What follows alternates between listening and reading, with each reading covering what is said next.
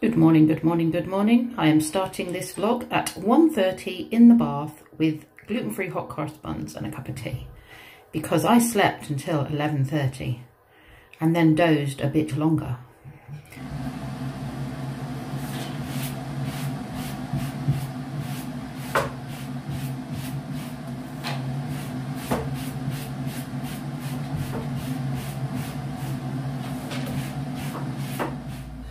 Another bit of a lazy vlog today, I'm afraid. Sorry, not much happening. It's a gorgeous day, but I slept through most of it. I don't know if it was delayed from lack of sleep yesterday or whether it was, you know, in the first 48 hours of having the jab they say you can be extra sleepy or what have you, so I don't know. But I've woken up feeling much better. Still a bit achy on this side, which is normal. I mean, I've had that with many jabs that I've had, like what was the last one that did the same to me? Tetanus, after I got the squirrel bites. Tetanus. So yeah, a bit achy there, kind of into my head a bit, the back of my head sort of, but that'll be from tight muscles. So yeah, I think tomorrow I'll be up and on it. But yeah, just feeling a little bit achy today. I'm going to do a puzzle. It's about 3:30, something like that. It's getting later and later, but it's such a gorgeous day and I should really go out for a walk, but I'm not going to. I'm going to make myself a cup of tea. I'm going to do a puzzle. I'm going to do a wooden one that Heather's lent me, my sister-in-law's lent me, of an owl. My neighbour has got a thing for cars. He's been out there revving the engine. It's an extension, if you know what I mean. Anyway, I'm going to go make the tea, go do my puzzle, and hopefully I can film a few little things this afternoon that might make this vlog a little bit longer than 5 minutes. This is a puzzle I have borrowed from my sister-in-law. It's wooden, and look, the pieces are in shapes of toadstools and animals. There's a house, a star, a bird.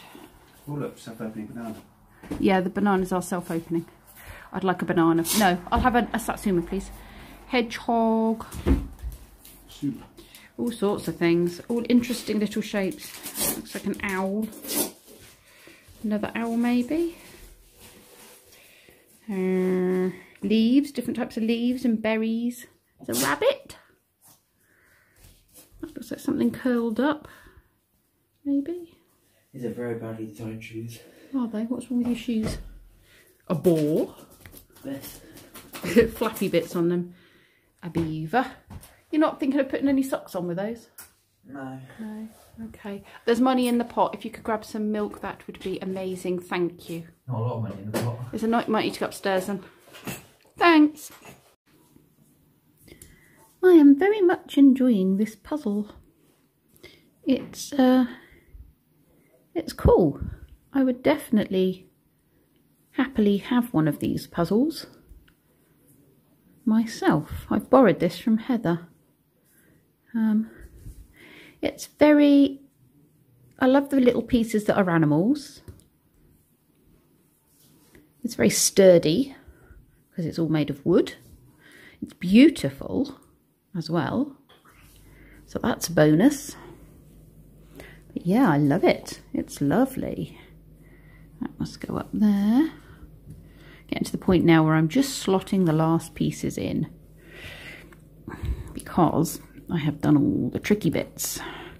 But I do have a few bits down here that I always get to this point and think I'm never going to have enough to finish it, but I must do. But I always feel like I've not got enough pieces. That must go down there. There's this big bit missing down here for a while.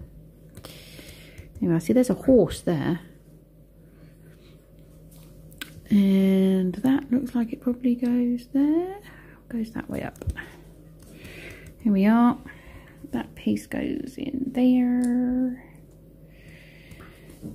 And then I've got these last two pieces. That would go in there somewhere, I guess. Somewhere. That goes on there. That goes up there. go. It's a beautiful owl. How pretty is that? These are lovely. Let me show you. There we are. Charming owl. Does it have a brand? Comes in this really lovely box. It's all been sort of... See that there? That is part of the puzzle. That all linked together. That would have been a hint, that would. It doesn't actually have a brand, but it's gorgeous. So lovely. I thoroughly enjoyed that. So I've started another puzzle. This is the hardware store. Well, my cooking. Now I'm having a bit of a disaster with the cooking. I was wondering why it was only cooking on the top. As you see, all of these are rather overcooked. But that's because I had the grill on rather than the oven. Right, they look about done. Right, let's just move these up a bit. So potatoes were all very toasty on one side. And then I put these chicken things in and was like, don't understand. And then realised it was because I had it on grill rather than on oven. Right, so I'm going to chuck some of these in. We're having a bits and bobs dinner. And we've got some carrots.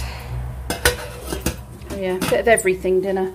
As I was saying with this, so this puzzle, it was given to me by a friend, but I've just noticed my sister's also lent me her version. So I'm doing the one my friend gave me, and then I can pass it on to the next person. I can just give my sister back her version of this as well. It's a very popular brand of puzzles because they're sold at a very reasonable price in the works. Right, I'm going to have to roll this up for dinner, but I've got about another 5 minutes or so. This piece goes, no. What about here? No. I'll find the right spot, don't you worry.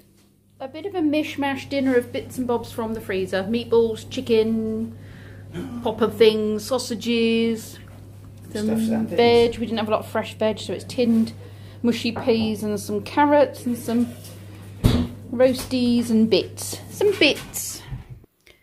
There we are, that's a nice one. I'm going to put that away now, and someone else can do that one. I'll give my sister back her version of this, since I've already done it once. I don't need to do hers. And yeah, someone else can get some enjoyment from it. Do you know, I love this old hardware store, because my parents had a hardware store and it was old-fashioned like this. So this has a lot of things that mean a lot to me from my childhood. Selling things by the meter and weighing stuff out. We didn't have cats, unfortunately, living in there. Would have liked to have had cats in there. We often had people's dogs come in. We give them dog biscuits because we sold pet food as well. The haberdashery, I remember all of that. Sadly, we didn't have an ice cream van come outside, but I did go to the chip shop to buy fish and chips. Yeah, this is just like my childhood. And we spent a lot of time playing in the shop. I think it's probably time for me to say goodnight to you all, isn't it? This is a very short vlog, I'm sorry. But I'm definitely feeling much better today. Definitely feeling much better. I did wake up achy, but a nice Epsom salt bath definitely helped that. And like I said, I don't know whether that 12-hour sleep, I did wake up for a wee in the middle of it, but I don't know if that 12-hour sleep from like 11 till 11:30 this morning, like 11 last night till 11:30 this morning, was vaccine related or just catching up on the sleep that I didn't have last night because I was feeling a bit rubbish. Who knows? But yeah, I do feel good for it. Tomorrow Kenzie has his final test that we have to go in for, and then he starts school on Wednesday, and then he brings home tests. Obviously I'm working Monday before and after school, but all the little ones are back to school, so we're back to normal children on normal days.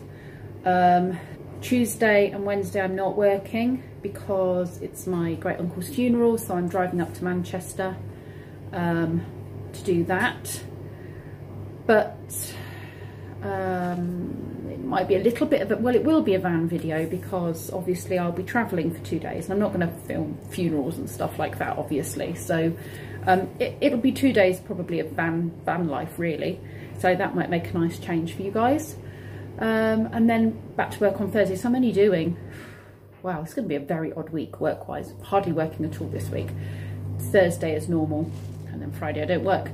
I do need to do an Asda order tonight, and I do need to book next week's COVID test because I haven't done that. Kenzie should be bringing home random tests, well, regular tests every week, 2 of them to be done at home for him. So I'll film us doing that at some point. Because yes, that's one where we do it ourselves and we use the whole kit and we get the results there and then. My goodness, I do think now, you know, we're all finding a way to kind of live with this, and we are getting more on top of it, and the vaccines and everything else. But there are things in life now that have changed, and I do wonder if these things will stay with us. I'm not saying we'll be testing, self-testing and what have you, and wearing masks in school and all the rest of it forever. I mean, you know, that's a lot of money. Testing is a lot of money to be done permanently for something. But I do think that we've been living a certain way for a year now, and although we're all keen to get back to normal, sometimes I look back at vlogs of things and think, oh, you know, it's like my body goes tense because I see us do something. I see us really close with other people and I go all tense, and I'm like, oh, my goodness, there's no space between you, or you know, look how many people are there. And I've not been one for crowds anyway, but I wonder how many of us will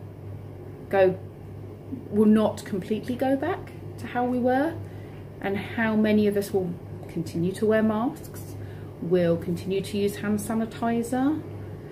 I mean, the shops are not going to take down all these barriers and screens and stuff, are they, that they've had installed?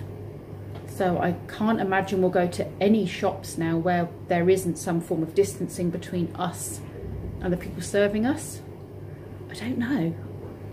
I can't see that things are going to go back to normal, really. I think this has been a significant point in history where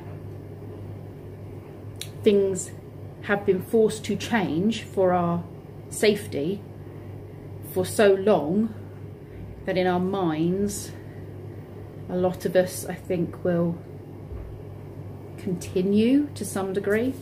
I don't know. That's just something that's been going over my mind a little bit the last week or so. Anyway, I'll just leave you with that to think over and see what you think. You can stick it in the comments, tell me what your thoughts are on it. Thanks very much for watching, and I'll see you all tomorrow.